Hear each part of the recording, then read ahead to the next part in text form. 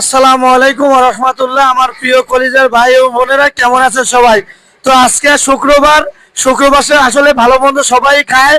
তো আমাদের মাদ্রাসা রান্না করা হয়েছে তেলাপিয়া মাছ এবং মসুরি ডাল। তো প্রিয় বন্ধুরা আরো আছে, আপনি দেখাই যে এখানে এখানে ছাগল রয়েছে দুইটা, এটা কালকে রান্না করা হবে।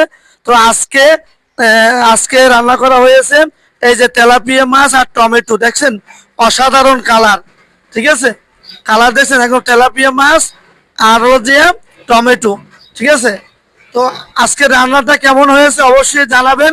তো আমার এক সাথী ভাই এখানেও রান্না চলতেছে, এখানে পেঁয়াজ ভাজতেছে, এখানে পেঁয়াজ ভাজি করে এখানে আপনার চাল কুমার রান্না করা হবে, মাছ দিয়ে চাল কুমার।